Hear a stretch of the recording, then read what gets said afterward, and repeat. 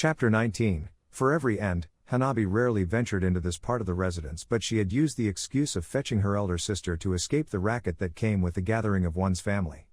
It was through no fault of her own that a number of the Hyuga clan had found out about Naruto's impending visit, and the more vivacious had decided to invite themselves over, some to try and catch a glimpse of his chakra system, others, to her annoyance, for another reason entirely. With each happily making themselves useful by attending to the upkeep of the grounds or helping with the preparation of dinner, her father lacked the conviction to send them home. She couldn't blame him. Never before had the tension between the main and branch families been so non-existent. In the back of her mind, Hanabi hoped that Naruto wouldn't feel uncomfortable nor blame her for the rather large turnout. Hopefully the presence of his former classmates would put his mind at ease, though if Hinata did not wake soon, she doubted whether her cousin Neji would suffice. Nearing her destination, Hanabi lowers her head in contemplation. For as long as she could remember, she had always thought her sister rather ordinary, but after finding her naked on the bathroom floor, she had looked away and blushed with jealousy. Many of the girls she knew, herself included, would have killed for what her elder sister hid beneath her usual daggy attire. Her soft, unblemished complexion, her hourglass figure, there was nothing she could fault. In a rather vain attempt at retribution, she had nearly called for assistance, but such an act would have only brought her shame. Considering her sister's gentle demeanor, she doubted whether the thought would have even crossed her mind. Deciding to go it alone, and after failing to lift Hinata over her shoulder, Hanabi had rolled her into an oversized towel and dragged her by the arms down the corridor and into her room, which thankfully had not been far away. Having spent the remainder of the afternoon preparing for Naruto's arrival, a large portion of which was spent rummaging through her closet, Hanabi was beginning to feel a tad guilty about leaving her naked sister on her bed under nothing but a sheet. In her defense, she had a million things to do, and clothing someone else had not been her highest priority. Looking down, Hanabi smooths out the ruffles in her light-colored kimono. The fabric was slightly sheer, and although still too young to have Hinata's womanly curves, it enunciated what little she had. Whilst in town, Hanabi had pleaded with her father to purchase something more suitable, but he had refused. The fact that it was after Naruto had accepted her dinner invitation, she had argued, was simply coincidence. It will have to do. Hanabi sighs, I just hope he likes it. Knock, knock came the soft rapping of Hanabi's knuckles against the wooden frame of Hinata's bedroom door. Brushing her long black hair back behind her ear, Hanabi turns her head to listen for any signs of movement. Sister? Are you awake? Extract from manga 345, end, to 346, beginning. Kabuto stood transfixed by the blood oozing from his master's bedroom. Its flow was like molten lava, the implications, far more terrifying. He had only just returned from gathering the rank 10 medicine required to prolong the life of Orochimaru's body. Its demise had accelerated dramatically since the battle with the miniature Kyuubi, not surprising considering the extraordinary lengths each had pushed themselves to destroy the other. To think that Naruto Uzumaki then had the stamina to defeat Sasuke so unceremoniously.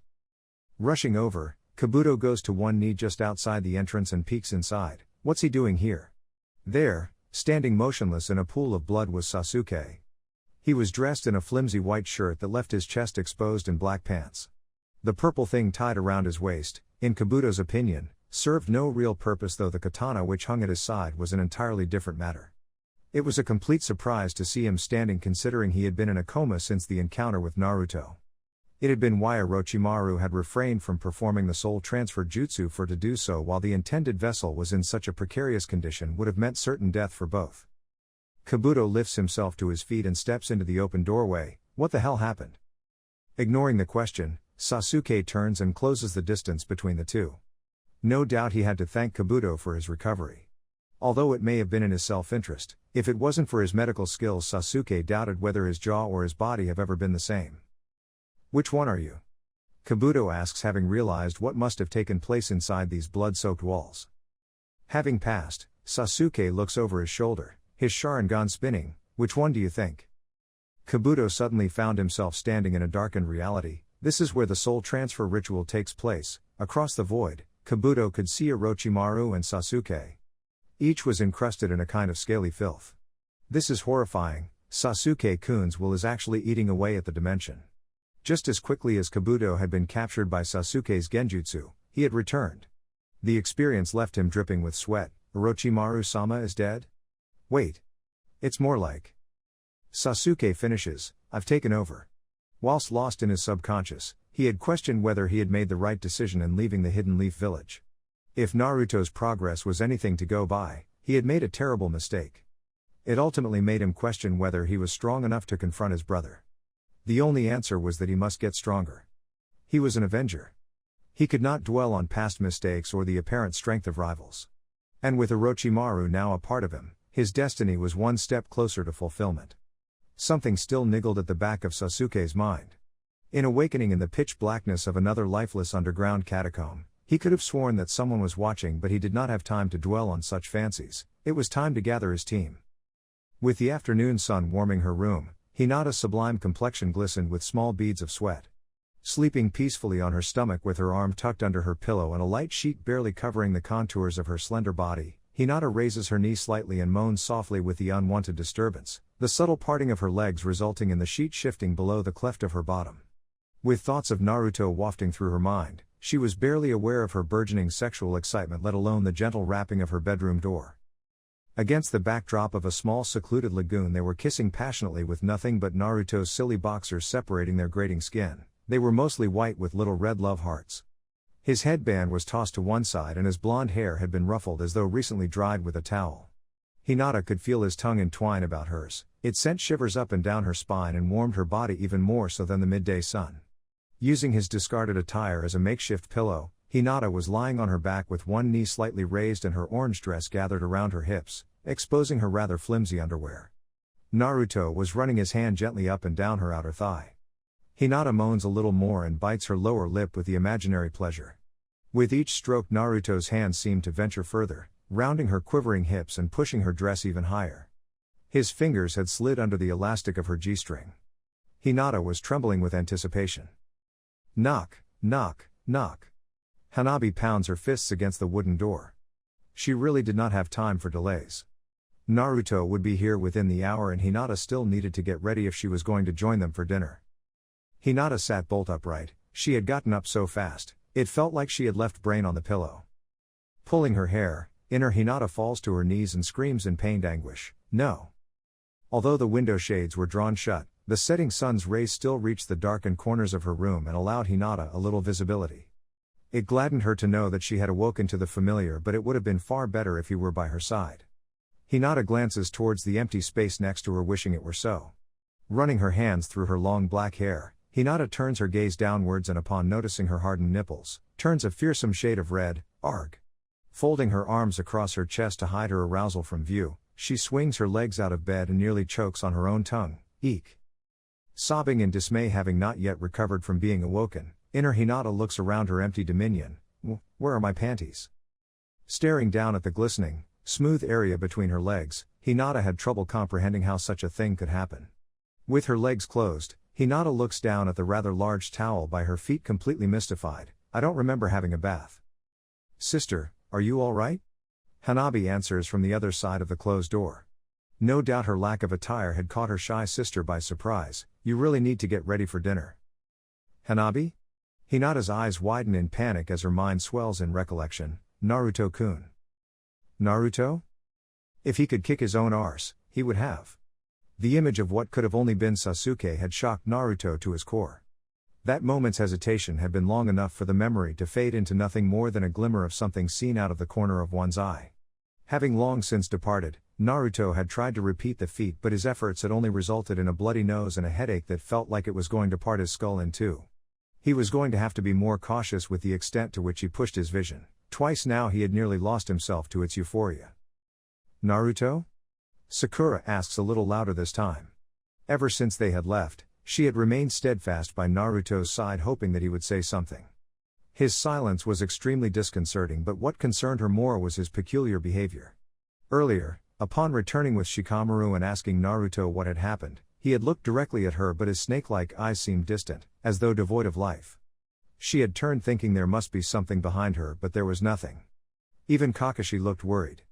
She wondered whether that the reason why he had decided to leave so soon without bombarding Naruto with questions of his own. Oh, sorry Sakura-chan. Naruto responds apologetically as he turns to his right to gaze in her direction, his anger diminishing somewhat with the genuine concern that laced her aching voice.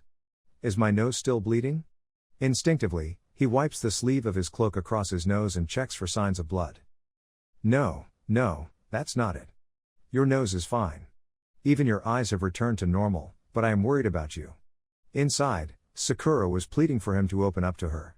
She was not used to this kind of silence, especially not from Naruto.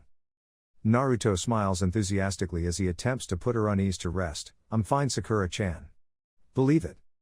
Oh. Okay then. Sakura feigns a polite smile, although she had a sneaking suspicion he was hiding something. Tonight she would get the truth out of him even if she had to pound his skull into the ground. Oblivious to Sakura's devious motives, Naruto focuses on the others leaping through the canopy of the trees behind him. He could feel their eyes boring into the back of his neck. With the wind at his side, he could see them. It was beginning to frustrate him to the point of distraction. The worst was Kakashi. Even though his Sharingan was covered by his black face mask, his one unblinking eye made him feel like he was on the wrong end of a microscope. Naruto looks over his shoulder and turns his ill-tempered gaze at his former teacher. Would you stop looking at me like that? Sorry, Naruto. I just can't tell you enough how much I like you right now. Kakashi rolls his one eye upward as if considering something. In fact, tomorrow, it will just be you and me. What? There is not going to be a tomorrow, damn it. Suddenly a protruding branch had caught Naruto right in the chest. He felt like he had smacked into the side of a cliff. With the wind knocked out of him, Naruto hugs the contours of the expansive branch in a feeble attempt to stop from plummeting to the ground. Don't worry, I'm all right. But by the strained sound of Naruto's voice, he was anything but. You need to pay more attention, Naruto. Sakura responds as she turns to Kakashi, and you, stop freaking him out like that. Inner Sakura was too ablaze with awkward jealousy to even piece together a coherent sentence. Shikamaru smirks as he leans against the trunk of the tree and places his hands in his jacket pockets, still the same old Naruto after all. Naruto frowns in dismay as he claws himself to his feet and discreetly distances himself from Kakashi, for he was still feeling a little anxious about the way he was looking at him. Well, of course I am, you idiot. Who did you think it was? Looking to his left, he couldn't help but notice Ino's nervous smile. She was dressed in a short purple skirt which seemed to hug her hips, a sleeveless purple top that left her shoulders bare, and a collar which fit snug around the contours of her neck. Gazing at her midriff, her shoulders weren't the only thing left uncovered. With her soft green eyes, long blonde hair and lengthy fringe layered across her right eye, Ino's presence was hard to ignore. What? Naruto asks with genuine bafflement, rolling his eyes from one onlooker to the next. Kuji was standing by Ino's side munching on a packet of crisps and was clothed in a dark red suit that was layered with heavy samurai-like armor. Shikamaru, as always, looked cool, calm and collected in his black shinobi attire and army green jacket. Captain Yamato and Kakashi were fitted out in something similar. It was after all standard issue. Sai, with his pale skin and forced smile plastered across his stupid face and an exposed midriff that would even make Ino blush, was standing next to Captain Yamato. All were looking at Naruto as if waiting for him to say something. All, except for Sakura, who seemed to be watching Ino very suspiciously. After a brief moment of silence, it was Ino who answered first. Naruto, who taught you that jutsu? Oh, that's easy, Kakashi-sensei and Captain Yamato. Naruto responds with relief. Long explanations were not his forte. Kakashi shakes his head. Wait just a minute, that does not explain what happened back there. Oblivious to the hidden request for an explanation, Naruto straightens in alarm. Someone with an Akatsuki cloak draped over their shoulders had disrupted the fluidity of the wind's movement. Although his presence and sudden appearance was a grave concern, what troubled Naruto more was the spiraled white mask that drew attention to his right eye. If it wasn't for the clarity of the wind's vision, he would never have believed another Sharingan user existed. With her attention drawn to Naruto's transforming eyes, Sakura gasps with concern, Naruto, what's wrong? Naruto could feel his muscles come to life, like the loudening roar of approaching thunder that was more felt than heard. Naruto turns his snake-like blue eyes in the direction of the threat, Akatsuki. Hesitation was a mistake he was not going to make twice. Having emerged out of his space-time jutsu, Tobi confines himself to the shadows and rubs his chin in uncharacteristic dismay. If it hadn't been for the sudden shift in the wind's direction some time ago, he would have spent the remainder of the day crouched over a decaying blue limb and dwelling over his meandering thoughts. The bizarre weather still had him a little perplexed, but it was a mystery that would have to wait, for it had been over 24 hours since Itachi and Kisame had left on their mission to retrieve the Jinchuriki. Although their defeat unlikely, it was not something Tobi could summarily dismiss, especially not after stumbling across the remains of Kisame's body in a forested clearing not far from where he now stood. Remarkably, his Sharingan had still perceived the ghostly remnants of what must have been an impressive battle. Traces of red, blue, even gold-like chakra had laced the very air. Although the latter was a complete mystery and barely perceptible, what had been more surprising was the abnormal difficulty he had in detecting what must have been the kid's chakra. If he didn't know better, he could have sworn that whenever his gaze shifted, it seemed to drift out of his field of vision. Even the red chakra had been rather elusive, but he did not need to see it to know it was there. Its familiar presence was unmistakable. To Tobi's relief, Itachi's chakra had been much easier to decipher. Actually, it was impossible to ignore considering the ashen aftermath of the Amaterasu. Thankfully, having not detected the use of the Susanoo, Itachi's most powerful jutsu, Tobi could only assume that his young apprentice must have prevailed, though if Itachi had killed the kid, he would have a lot to answer for. Tobi couldn't shake the feeling that he was missing something, for Itachi's trail was leading him closer to the very place he wished to avoid. With Konoha fast approaching and dusk almost upon him, maybe delaying the search until tomorrow wasn't such a bad idea. Turning his head left then right, Tobi frowns with concern. The gentle breeze flowing through the treetops and along the forest floor seemed to flee, as if his presence radiated a stench best avoided. The eerie silence that followed was deafening. That can't be good. Whoa! All of a sudden, the wind attacked Tobi from every possible direction. Concerned with a possible ambush, Shikamaru pushes off against the tree and follows Naruto's gaze. I can't see anyone. He squints and veers his gaze through the darkened shadows of the trees. Reaching for her kunai, Ino looks around. Yeah, I can't see anything either. Leaning to the left in an offhand attempt to ascertain what he was hiding under the mask, Naruto gazes into the dense forest, slightly bewildered by the strange turn of events. That can't be good. Sakura had grown accustomed to the transformation of Naruto's eyes, but his distant expression still niggled at the dark recesses of her mind. Taking up a defensive stance, she reluctantly veers her scrutinizing gaze in the direction he was now looking, but she could not see anything unusual, only the gentle rustling of the canopy above. Dipping her head in thought, the memory of Naruto's voice echoed through her mind. He's fighting, 2 leagues southeast, his trap should do the trick. Sakura's eyes widened with denial. No, it can't be. Only Kuji had questioned Naruto's slip of the tongue, but that was no excuse. The signs were all there, staring her in the face, the distant look, the bleeding nose. It all made sense, like the last piece of a jigsaw puzzle falling into place. Just how far can he see? Sakura turns back to Naruto and stares at him in utter bewilderment. Inner Sakura was curious. Do you think he's looked up our skirt? Momentarily distracted by the bizarre question, Sakura looks down at her skirt and responds offhandedly, we're wearing bike shorts. Inner Sakura ponders a little more. Do all girls wear bike shorts? Sakura's rage was instantaneous. Why, that pervert. Inner Sakura attempts to mimic her outrage. Yeah. He's only allowed to look up our skirt. Strangely, the latter half of her statement was delivered with much more ferocity. Unable to spot anything, Kuji closes one eye as he gazes into the apparent empty packet of crisps. Relax, Naruto. There's nothing there. Let's just go home. It's time for dinner. He turns the packet upside down and begins shaking it to see if there is anything left. Naruto responds distractedly, he's about a league that way. Realizing that he had to try a different tact if he was to maintain the advantage, only one thought came to mind. With a speed born of desperation, Naruto puts his idea into motion. Concerned that Naruto may have hit his head, Shikamaru turns to Sakura. Maybe you should check. High stumbling backwards in fright, Shikamaru couldn't complete the sentence. Sakura was trembling so violently it looked as though she was about to explode. With her fearsome gaze directed at Naruto, the only thought that came to mind was to tell him to run. Grimacing with his friend's lack of belief, Naruto raises one arm, his finger slowly extending. In mid-motion, devoid of neither rhyme nor reason, a fierce wind emerges and sweeps through the canopy of dense trees before him like death's scythe. The world itself seemed to tremble as the giant trees, which before had nearly reached the heavens above, had plummeted to the earthly surface from which they grew, creating a corridor not more than 10 foot wide and extending more than a league distant. From the very tip of Naruto's outstretched arm, the forest itself had been reduced to nothing more than hundreds of scattered stumps that were perfectly level with where he now stood. Do you see him now? With the unobtrusive corridor forcing her vision upon a singular point of focus, Sakura's rage had flatlined, replaced with something more akin to a dizzying stroke. She had thought she was getting used to Naruto's surprises, but this was ridiculous. Inadvertently dropping his empty packet of crisps, Kuji nods fervently. I see him now. Staring down the eye of the corridor, the cloaked figure was impossible to ignore. Is he waving at us? Ino asks curiously, leaning forward to get a closer look. Yamato turns to Kakashi, that cloak, he is definitely Akatsuki.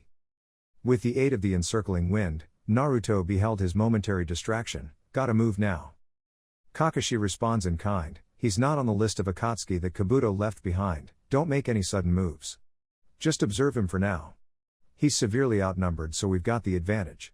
Lowering his face mask and opening his Sharingan, Kakashi turns to Naruto for answers, how did yo?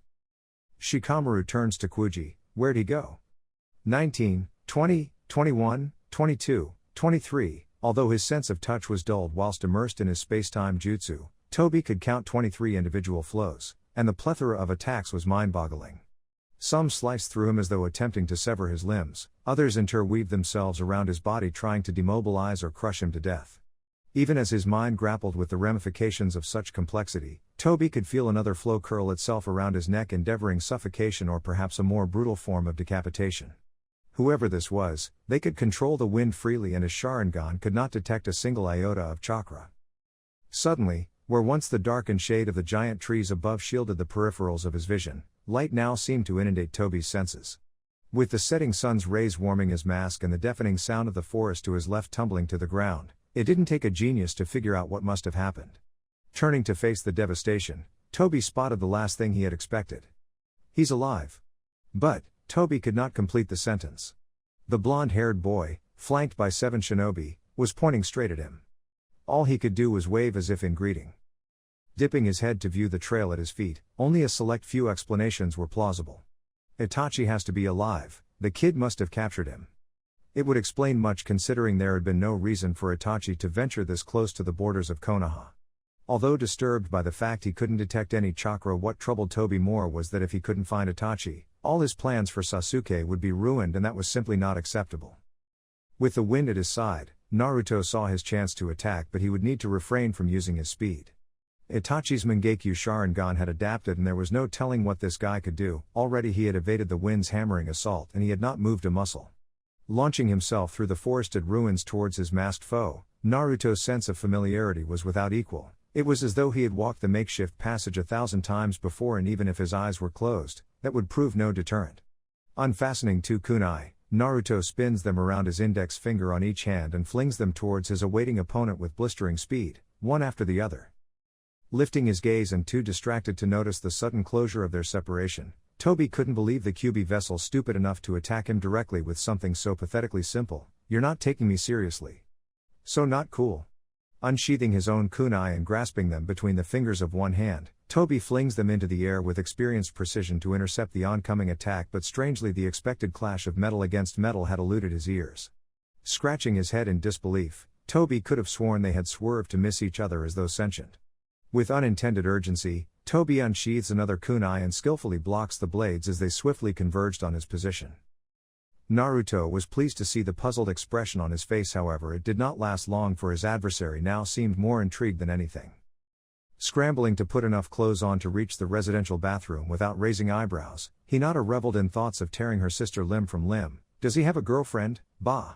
Having already banged the back of her head on an open drawer and placing her knickers on back the front, she hadn't gotten off to a good start, and with time of the essence, the delay only made her more frantic. Yanking a mesh top down over her head and freeing her lengthy black hair from its restricted confines, Hinata turns her attention to her wardrobe. Sister? Hanabi asks cautiously, hoping not to seem too pushy. Enraged by her spiraling distress, Hinata shouts through her door, "Why didn't you tell me sooner?" Although looking far more presentable to when she first awoke, Hinata still had no idea what she was going to wear tonight, and with many of her family present, it would have to be something far more modest than her recently purchased orange dress. Inner Hinata folds her arms and stamps her foot in childish frustration. Goddamn it. Admittedly, Hinata had no intention of wearing the same dress twice in a row in any case, but still her dilemma remained. Riffling through her closet, Hinata was trembling with nervousness. She could find nothing which would satiate both her father's need and her wanted desire to have Naruto gaze upon her with unbridled abandon. Thankfully she had already chosen her underwear, but it was of little consolation if you could not find something else soon. Waiting impatiently outside, Hanabi attempts to placate her sister's anxiety. "It only happened this morning, when father and I were looking for you." Hanabi frowns with curiosity. "Where were you last night anyway?" Pausing as the events of the sleepless night flickered through her mind, Hinata was beginning to worry. Don't change the subject. If Sakura had capitalized on her absence, she didn't know what she would do. Veering her gaze towards the direction of Konoha, Hinata needed to know for her own peace of mind, Byakugan. I am sorry, sister. I should have awoken you sooner, but I cannot change things now. Hanabi responds with genuine remorse in a voice graced with a maturity that defied her age. Ignoring her feeble attempt to apologize and with the veins to her eyes thickening with the onslaught of her strengthened bloodline limit, Hinata could sense Naruto's presence, but it was not in the direction she had expected. He's not far away, but what's he doing there? Concerned that he may be alone with Sakura, Hinata veers her gaze north and pushes her vision through the expansive forest in the hopes of satiating her worrisome curiosity. Crinkling her nose with the unpleasant odor wafting underneath the door and with a voice laced with selfish desperation, Hanabi interrupts, "Please hurry. You still have yet to bathe and I don't want you to embarrass me in front of Naruto-kun." Snap. Hinata's Byakugan faltered with the tactful unsaid insult and her sister's now undeniable pursuit of what could never be hers. Without even realizing it, Hinata found herself with her arms outstretched, running flat out towards her closed bedroom door. Reg. Naruto didn't know which was worse, the uneasy feeling of having his closing approach watched or the eerie calmness which seemed to radiate from his adversary's demeanor. With his Sharingan dissecting his every move, he was leaning towards the former. Landing on the stump of a nearby tree, Naruto launches himself in the opposing direction in an offhand attempt to attack from an obscured angle.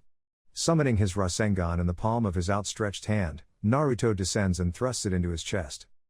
Tobi flings his arms out and screams with contrived pain, "Ga egg, not," and has a silent chuckle as the jutsu floats through the middle of his anatomy.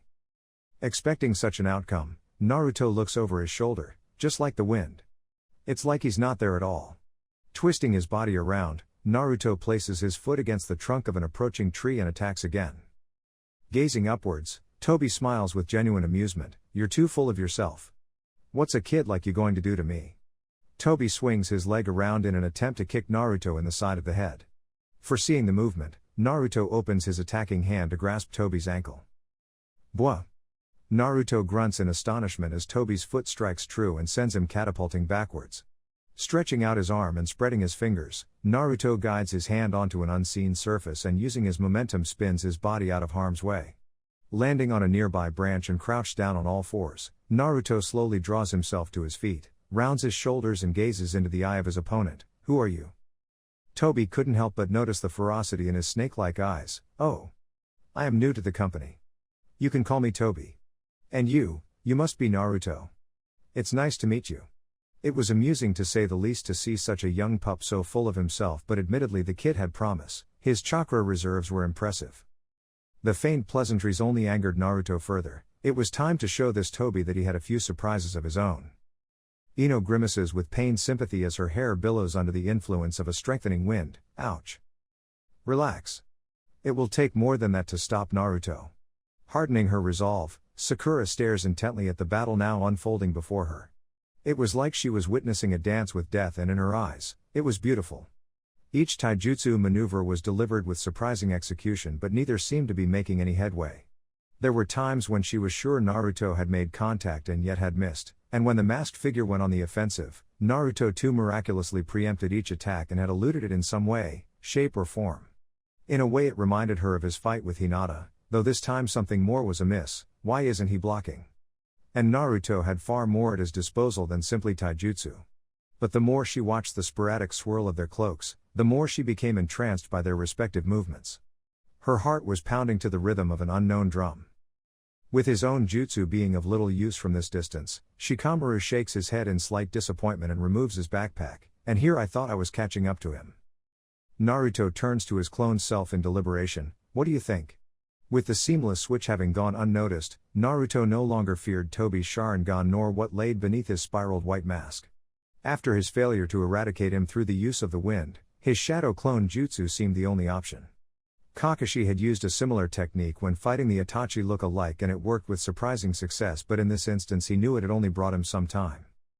"I think that me over there is pretty good." Naruto was genuinely impressed as he crouches next to his cross-legged self and watches the battle unfold from the darkened nook of a distant tree. Naruto nods in agreement. "Yeah. I thought the same. What are we going to do if he starts using ninjutsu?" Naruto scratches his head as a thought comes to mind. Maybe he can't use this technique if he wants to use hand signs? I mean, Maybe he needs to be all there for it to work.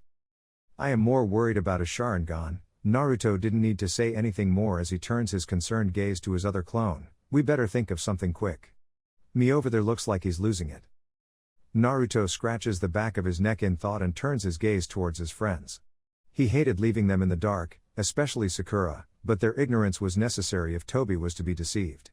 Thankfully, most seemed drawn to the battle. Shikamaru, however, had opened his backpack and withdrawn a packet of cigarettes. In recognizing the saddening reminder, Naruto couldn't help but recall when Asuma-sensei had handed him one of his chakra blades. To think that it went straight through a tree and nearly split a large rock in two, and he was holding back. Naruto's eyes widened as though Kakashi had used the 1,000 years of pain jutsu all over again. To blink would have meant to have missed him. Geez, that me is fast. Yamato turns to Kakashi. He saw right through all of Naruto's jutsu. It's like they are both just messing around, but why? Kakashi frowns in thought as he ponders his own question. As with his battle with Kakuzu, Naruto's taijutsu was surprisingly agile, too agile and yet it seemed different, as though consciously restrained, and his level of anticipation. Do you have Asuma-sensei's chakra blades? Naruto blurts out in desperation as he skids to a halt in front of Shikamaru, blocking the battle from view. Naruto! Get out of the way, I can't see. Kuji shouts, trying to veer past his billowing gray cloak. Kakashi's Sharingan was spinning wildly, his speed, it's incredible. Looking around, Sai takes note of Ino's and Sakura's expressions. Seems girls are impressed by speed. Better write that one down too. Reaching for his notebook and pen, Sai begins jotting down his newest observation. Taking a step closer to be nearer Naruto's side, Sakura hesitates in hearing Kakashi's words, but that only works if he's in danger. Sakura frowns as she begins reflecting on the past instances where Naruto's enhanced speed came to the fore. Could it be? With his unlit cigarette dangling from his mouth, Shikamaru could only nod. He veers his gaze around Naruto to check whether the other Naruto was still there. Naruto jumps up with excitement. All right. Can I borrow them? Sure. Here Shikamaru reaches into his backpack and passes them to Naruto. Hurriedly, Naruto places the 4 fingers of his left and right hands into the chakra blades and smiles with genuine gratitude. This is great. Swinging them around, he starts running his chakra into them. Just like before, however, the resultant aura looked nothing like what Asuma-sensei could produce. Disappointed and breathing heavily from the exertion, Naruto holds the blades eye level as though attempting to read instructions engraved on the side. How do they work again? Ino turns to Sakura and whispers so no one else could hear. PSST? When did Naruto use his shadow clone jutsu? And what's Kakashi-sensei talking about? It's a long story, Sakura responds absently. She was more interested in finding out what Naruto was up to. Having been present, Shikamaru rubs his chin in thought. Asuma-sensei said to picture splitting your chakra into 2 halves that rub against each other. After they sharpen each other into thin pieces, rejoin them. Naruto nods with recollection. Sharp, like a blade. Asuma-sensei's voice echoed through his mind in response. Exactly. As thin and sharp as possible. Casting his gaze downwards at the blades and frowning with concentration, Naruto creates 2 small flows of chakra and begins running them against each other in opposing directions. There. He could feel the beginnings of small razor-like edges emerge from the resultant friction, and unlike before, the weapons were now drawing upon and reacting to the enormity and profound uniqueness of his elemental nature. More chakra. The resultant surge increased the number of razor-like tendrils 1,000-fold.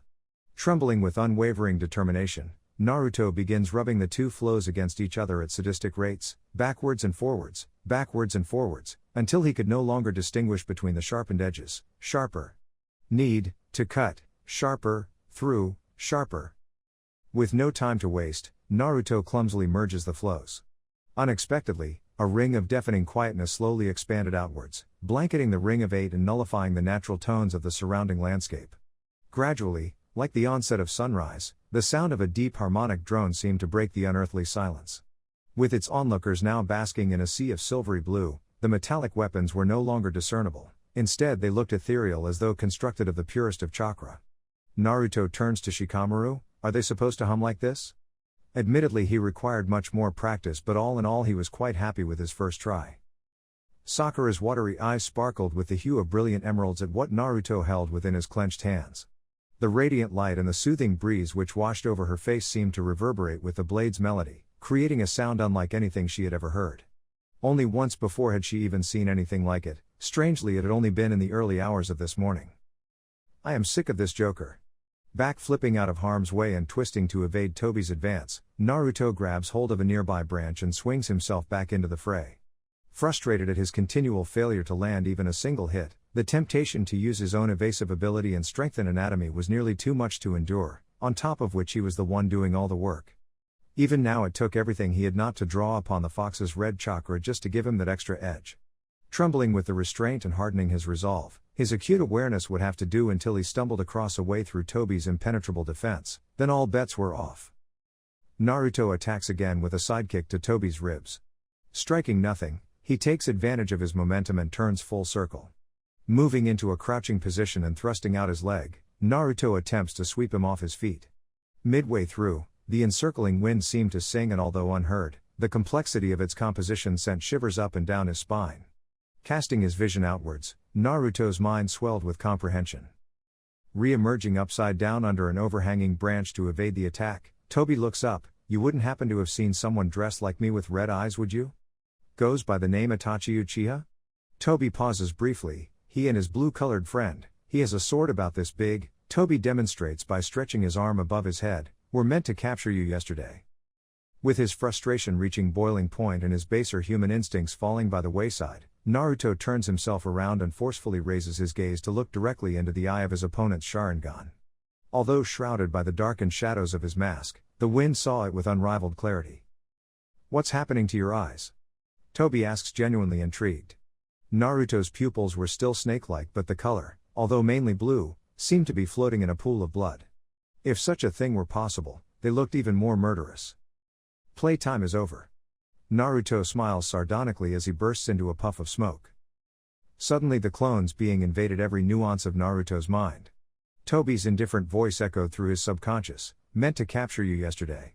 Snarling with frustration and the tormenting dread of the Akatsuki's never-ending pursuit, Naruto knew that they would stop at nothing to get the fox which resided in his belly. It needed to stop.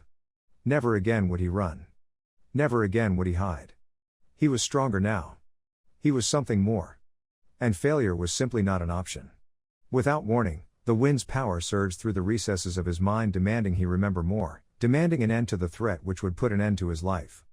Memories of Sasuke's vicious beating at the hands of his brother singed his veins with fire. Memories of Gaara's corpse made him tremble with rage. The old woman of the sand who gave her life to bring him back steered his mind towards the edge of madness. Memories of Hinata's shattered body flashed before his very eyes, sending his mind spiraling into the depths of unquenchable retribution. The world around him seemed to spin and shatter into a million shards of broken glass. In the distant beyond, Naruto could hear the muffled voice of Kakashi. He seemed to be speaking to Captain Yamato. He wanted something done quickly, though the exact words were lost to him. Sakura too seemed to be saying something, though he wished she would stop from screaming, for he could not make out a word she was saying. With caution thrown to the wind, Naruto directs his deadly gaze over his left shoulder towards his nemesis and draws his left arm back across the front of his body, thrusting the chakra blade with all the strength he could muster and launching himself in infuriated pursuit in its searing wake.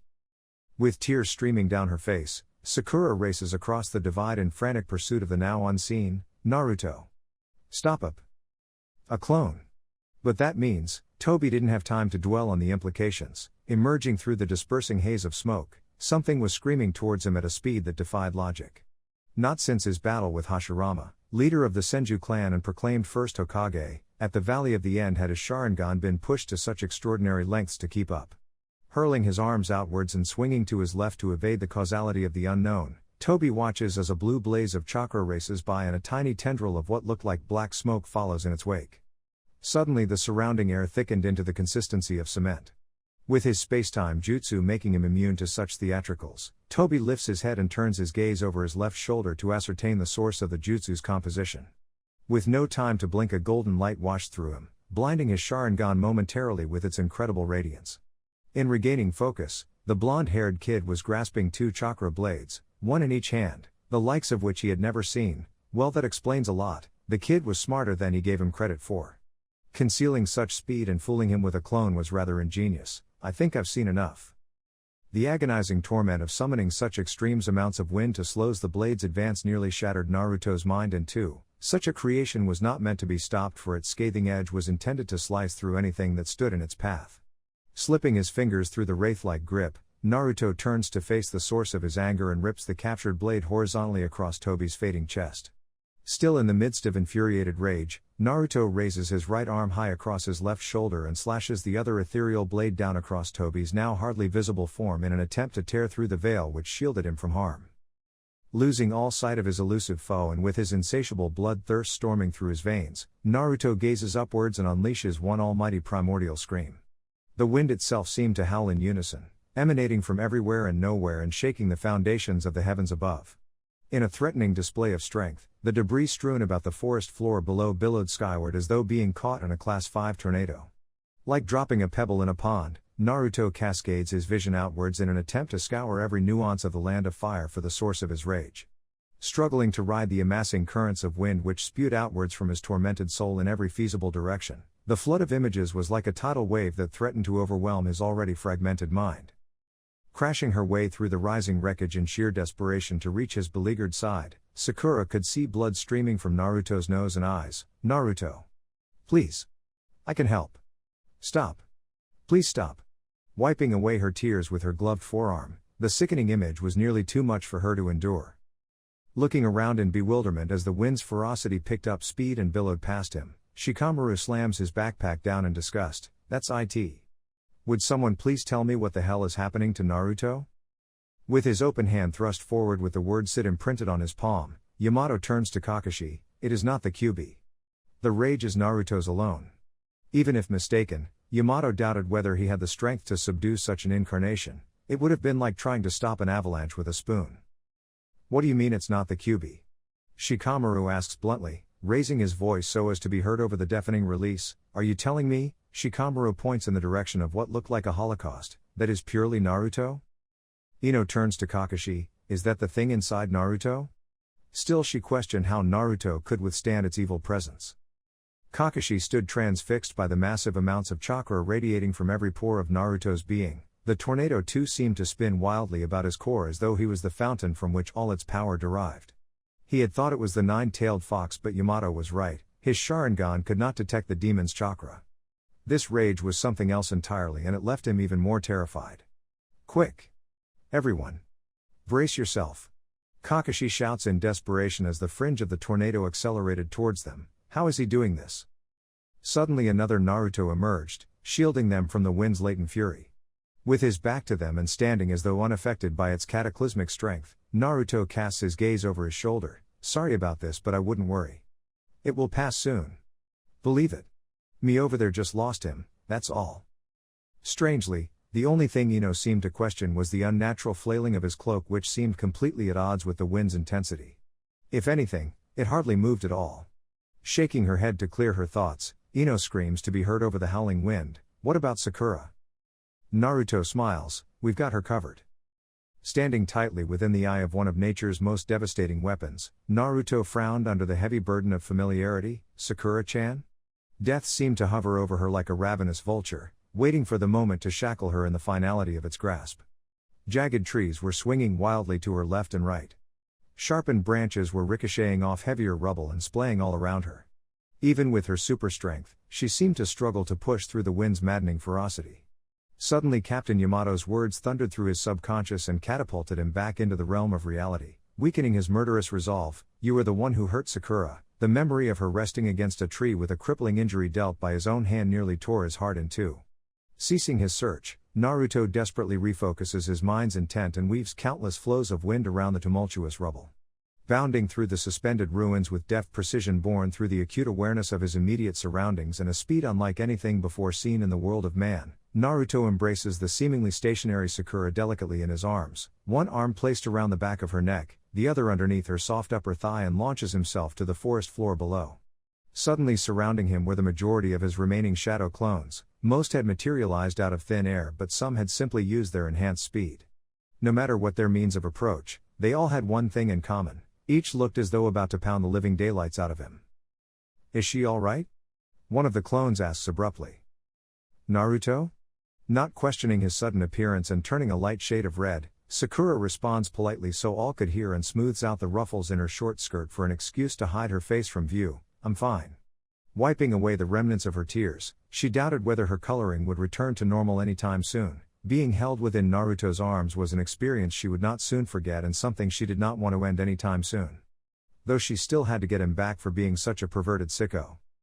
Naruto scowls, no thanks to you lot. With Sakura now safe, Naruto recalls the wind and sends the suspended earthly remnants crashing safely to the ground below. Pumping his fist and stepping forward with the unfounded accusation, hey! You were closer and simply got to her first. You just caught us by surprise, that's all. What the hell was that anyway? Naruto lowers his head in contemplation. I thought I would get him for sure with Asuma-sensei's chakra blades. He had been certain that if he combined his strength, speed and chakra he would have tore through whatever Toby had been hiding behind, but he had been wrong. Not only that, but his impatience had put everyone in danger. No wonder his clones were mad. Although the primary purpose of the shadow clone jutsu was to provide a substitute, he also wanted to ensure that Toby didn't get away nor attack his friends. But as it turned out, they had needed protection from him. Naruto sighs with genuine remorse. Well, they worked great, didn't they? Another shadow clone interrupts sarcastically, rubbing salt into the wound. Who said that? Whipping his head around, Naruto eyes himself suspiciously and leans in to get a closer look. Was it you? You look pretty guilty to me. It's written all over your ugly mug. Who you calling ugly? Clown. The clone responds, matching the intensity of his glare and commenting on the 4 streams of blood stemming from his nose and eyes. And you let him get away. Another clone shouts to his right. Why you? Naruto turns and lashes out at him with his leg, but with Sakura in his arms it looked rather feeble. That was your job, moron. Much good you lot were. Toby's escape still plagued his mind, and although having cast his vision quite expansively he had found no trace of him, probably hiding behind that jutsu of his. And he was certainly in no condition to try again. His head was killing him. I could have beaten him. Another says quickly, nodding his head and folding his arms as though his abilities were by far superior to that of his original. Shut up all of you. Naruto shouts, losing his patience and turning as crimson as a blood-red rose. He wanted to punch them all in the face, but it was going to be a little difficult. His hands were a little preoccupied. Naruto, release the jutsu. Sakura pleads, getting a little nauseous and being tossed about like a sack of potatoes. Oh, right, sorry. Naruto pauses, release. Through the dispersing cloud of smoke and the silence which followed, the growl emanating from Naruto's stomach was impossible to ignore. Man, I am so hungry. Encapsulating her gloved hand in the soft hue of her own chakra, Sakura places it delicately against the rise and fall of Naruto's chest. Quivering with anticipation, she delves her healing power carefully into his anatomy. Thankfully, the blood loss from his nose and eyes had stemmed without her need for intervention, but his brainwave activity was through the roof. Letting her chakra linger, Sakura couldn't help but notice the harmonic resonance of the gold chakra embedded within his muscular anatomy. As its beautiful cascade washed soothingly over her mind, she doubted whether she would ever get used to something so incredibly remarkable. Looking through the settling cloud of dust, Sakura casts her gaze back in the direction from whence she came. We better get back to the others and get you to the hospital. Aw man, with his pupils still dilated into narrow slits and the wind at his side, Naruto was well aware of their location. Since releasing his shadow clone jutsu, Kakashi had abandoned the canopy of the trees and was darting his way along the forest floor with the others in close pursuit. Slouching his shoulders in, foreseeing the barrage of questions which would no doubt ensue, Naruto could think of a million other places he would rather be, but the sooner he got this over with the better. And no matter what Sakura said, there was no way he was going to the hospital. He had a promise to keep, and with the setting sun's rays fading fast, he would have to leave soon or he would be late. Naruto turns his gaze to Sakura. Hold on. With her gloved hand resting on Naruto's chest and her medical jutsu still inadvertently scouring his body, Sakura screamed in agony as the pulsating golden hue of his muscular anatomy roared to life, its incredible resonance reaching an almighty crescendo that nearly shattered her mind in two. In a searing blaze of light, the world around her was abruptly snuffed from existence, replaced with an incandescent inferno that laid siege to her 5 senses, as though bearing witness to the birth of a second sun. Convulsing with the sickening stench of burning flesh, self-preservation demanded retreat, but it felt as though her hand had fused to Naruto's chest. Unable to forcefully release her jutsu and desperately clinging to what remained of her fragmented sanity, Sakura was blissfully unaware of her plunging descent into the unknown. Closing her eyes to blind herself from the severity of the firestorm, Sakura's hope rekindled as Jiraiya appeared within her darkened seclusion. Racing towards the embodiment of her salvation, her hope amid the rampaging carnage which threatened to consume her mind, body and soul, Sakura smiled. "Jiraiya-sama, it's me, Sakura," turning ashen white and beholding the malevolence etched on the hardened contours of his face and the kunai held tightly in his right hand. Sakura came to a shrieking halt and, as if in slow motion, turned to flee, but the sudden change in momentum caused her legs to fall out from under her. Falling on her arse, Sakura scrambled backwards in the hopes of escaping Jiraiya's advance, but her efforts were futile. Without a hint of hesitation, he attacked, cleaving her upper thigh in two. Struggling to remain conscious with the brutality of the sickening wound, Sakura screamed in torturous pain as the betrayal seared through her veins. Grasping her bludgeoned leg as the deluge of blood cascaded to the unseen surface below and staining her hands the color of red wine, words struggled to escape the choking restriction in her throat. "Please, don't, it's me, Sakura, please remember, please, I beg you." Like the twilight before sunrise, what was once the blackened shroud of night was now the shade of congealed blood as in the distance a wave of demonic chakra surged towards her beleaguered side. Although driven by selfish preservation, its silent song promised convalescence. Unable to move due to the severity of her injury and with tears streaming down her face, Sakura stretched out her arms to welcome its emphatic embrace, willing to sell her soul for the smallest reprieve. Unexpectedly, a maelstrom of blue chakra exploded from the core of her existence and smashed against the approaching sea of red, depriving her of its needed deliverance. Howling all the more at her body's betrayal, Sakura casts her blurred vision downwards and holds her blood-soaked hands against her belly, feebly trying to stem the massive flow. Where is this all coming from? Through tear-ridden eyes, Sakura noticed that her hands were not her own. Turning them this way and that, the affliction was spreading over her entire body. Leaning forward to gaze into the thickening pool of blood which had formed all around her, Sakura saw a disjointed image of her blonde-haired reflection. "No, this can't be, I am Naruto?" Delicately touching the rough contours of her whiskered face, her mind swelled with realization. This must be a nightmare. His nightmare. Suddenly, a tidal wave of red and blue chakra scorched the flesh from her skin. Gurgling blood in the merciless shackles of death, Sakura's blackened body collapsed to the ground of its own volition. Sakura found herself standing, her body restored. "What is happening to me?" Turning her head to survey the dark abyss, Jiraiya suddenly appeared within arm's reach holding a kunai dripping with blood, her blood. With her heart coming to a complete standstill, surprise could not begin to describe what was coursing through her veins. Turning a ghastly shade of white, Sakura turned to flee, but it was too late. As he cleaved her hamstring in two, Sakura failed to hear the sound of her own deathly scream. Collapsing to her hands and knees, and struggling to remain conscious with the brutality of the sickening wound, a sense of déjà vu inundated her subconscious. Suddenly, a blinding revelation enveloped every nuance of her mind. Naruto did this through his entire body. As the thought washed over her, light exploded outwards from the confines of her body, washing away the darkness of her sheltered retreat. Widening her eyes to what was her reality, Sakura shrieked in ear-splitting agony as the conflagration tore through her besieged senses. In this realm, bereft of life, she couldn't breathe, she couldn't move. Pain seemed to be her only salvation, her only link to the world of life. Her lapse into the murky depths of what must have been Naruto's sentient subconscious, lasting not longer than a blink of an eye, had felt like an eternity. Gasping for breath as the searing light burned its way through her throat and into her lungs, death seemed to be in a playful mood this day. Convulsing as though in the midst of a seizure and screaming with abject misery as her skin was burnt asunder, submission seemed the only recourse. Letting the pain consume her and flailing out her limbs in complete subjugation, the enlightened void exploded into an endless kaleidoscope of blue and red, Naruto and the Kyuubi, good and evil, light and dark, yin and yang, combining to create a unity of opposites. Combining in a singularity of purpose. Together, there was nothing they could not accomplish. Paralyzed by both its grandeur and demonic depravity, Sakura wanted to claw her own eyes out, unable to bear the sensory overload. Screaming with insanic abandon, Sakura's mind was bludgeoned upon witnessing what should never be. Coming to an abrupt halt in a small clearing, Kakashi immediately turns his attention to the obstacle which was impeding his path. "Naruto, we need to talk right now." Though going by the dried-up blood on his face, perhaps he should let Sakura have a look at him first if she hadn't already done so.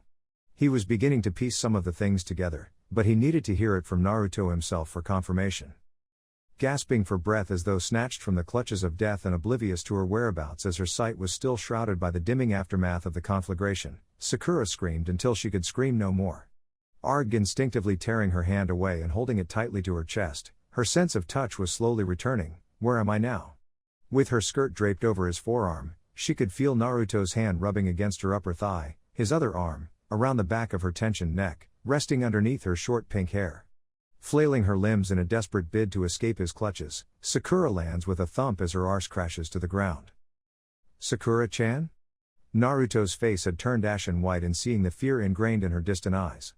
He had seen that look before. It was a scar that had following him his entire life, and the last thing he wanted was to see it on the faces of those he cherished most. I am sorry, Sakura-chan. Here, let me help you up. Offering his hand to help her up in the hopes that it was her fall which had caused such a reaction, Naruto could feel his heart lodge in his throat. Get away from me. Don't touch me. With a sense of rising panic overwhelming her recoiling mind, Sakura scrambled backwards to get beyond his reach in instinctual self-preservation. Sakura-chan? Naruto pleads in desperation as his vision blurs and a single tear slides down the side of his blood-soaked face. Reluctantly he withdraws his offered assistance and steps back, wiping his cheeks on the shoulders of his cloak. Perhaps I'm scaring her? Sakura scrambles backwards further until she banged into something solid. Turning her head from side to side in the frantic hopes of hearing any further advance. What are you? You're not even human. In the midst of smearing the remnants of his dried up blood to make himself a little more presentable, Naruto pauses and gazes upon the pasty white faces of his encircling throng of silenced companions, wondering whether his ears had deceived him. Each looked even more shocked than he. Naruto could hardly talk through the choking restriction in his throat. I better go, I promised Hanabi I would be there for dinner. Walking over to Shikamaru, Naruto hands him Asuma's chakra blades. Thanks for these. Not knowing what to say, Shikamaru lowers his gaze and scrutinizes the minute amount of blood dripping from each of the blade's edges. Turning his back to hide his solemn face from view, Naruto turns his gaze towards the setting sun and responds distractedly, Sorry Kakashi-sensei. I know you have lots of questions, but I'm sure the fifth will be able to answer them better than I ever could. He wanted to say more, but his voice was starting to break. Attempting a small chuckle to break the tormenting silence, Naruto turns to Kakashi, tomorrow perhaps, hey Kakashi-sensei?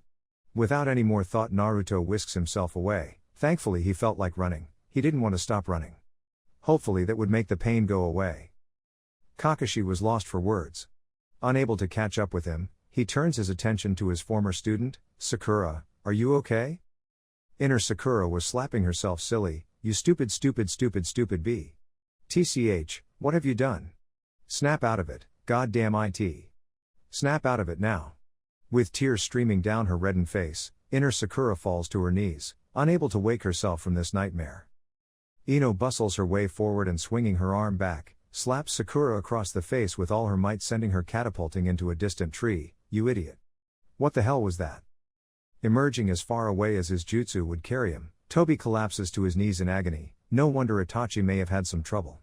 He just hoped it was far enough away. The kid had an unnatural knack for knowing what he was going to do next. In gasping for air, blood spewed forth from his mouth, turning the gravel strewn before him a ghastly shade of red. Folding his arms across his belly, Tobi was struggling to keep his slippery lower intestine within the confines of his body. His speed was incredible. Pushing his innards deeper inside, Tobi feared what was to happen once his adrenaline no longer masked the pain. It had been such a long time since he had felt such a sensation. Gasping with the effort and holding the two folds of skin together, Tobi calls upon his fire element to cauterize the life-threatening wound which nearly carved him in two. To think that with brute force alone, he sliced through the very fabric of the space-time continuum. I never even thought it could be done. Examining the second wound which slashed vertically across his chest, the cut was deep but it was a mere scratch in comparison. Realizing that his efforts were only temporary, Tobi knew he would need immediate medical attention if he was to survive. This amount of blood loss could not be sustained for long. Next time, playtime would definitely be over. Knock knock knock. Rapping his knuckles on the front door of the Hyuga household, Naruto was happy to have had the opportunity to breeze through the canopy of the trees without anyone staring at him as though he had spawned a second head. It had given him some time to put things into perspective as the world around him whisked by. Even the gradual flow of tears which fell from his eyes and billowed to the forest floor below had served a purpose in washing away the remnants of blood which had stained his face. Strangely, the wind had caressed each fallen drop as though one of its own, absorbing most in its comforting embrace. He had argued with himself to and fro that perhaps Sakura was right. With the wind forming part of his genetic makeup and the nine-tailed fox still residing in his belly, perhaps he wasn't human. Perhaps he was too dangerous. His little hissy fit back there didn't really help matters, and Kakashi always said that the more powerful the jutsu, the greater the cost. Perhaps his humanity had been his price. Taking a deep calming breath, Naruto knowingly puts such thoughts aside and examines his attire. No doubt it left a lot to be desired, but even if he removed his cloak, his orange jumpsuit underneath was not much better. Prior to his arrival he had considered going back to his apartment to change, but he didn't want to risk being late. Hiashi smiles and bows politely as he opens the door. "Naruto, I'm glad you made it. Please, come in." Naruto smiles and scratches the back of his neck with genuine gratitude and seeing a friendly face. He, thanks."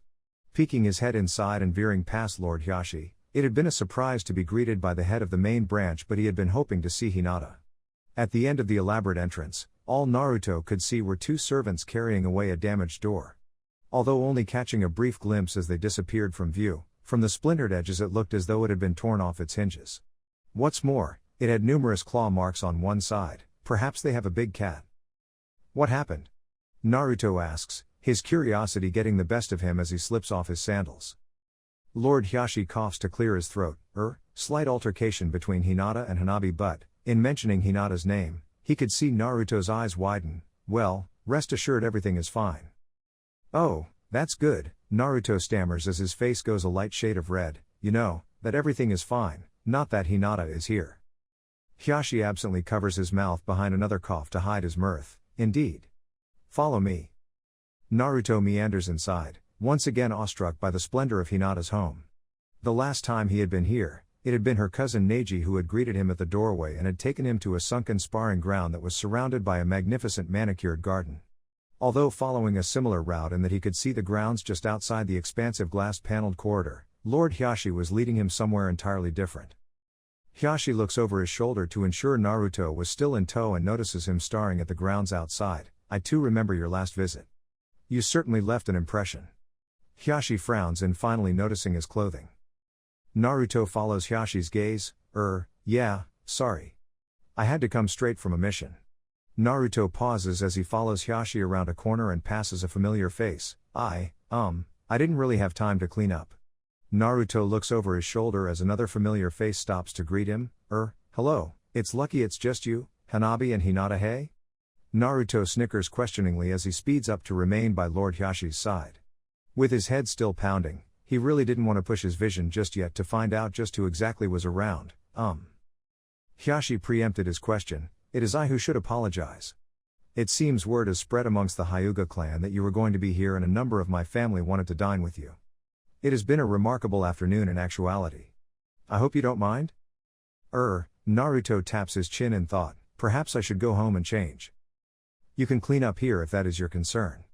We have some time before dinner is served." Stopping, Hiashi veers his gaze towards a passing servant who dips his head in subservience. "Please lead Naruto to the residential bath." Turning, he gives Naruto the once-over, and perhaps some of Neji's clothes. They are about the same build. He turns to Naruto. "Will that be okay?" I guess so." Strangely, Naruto didn't think Lord Hiashi would take no for an answer.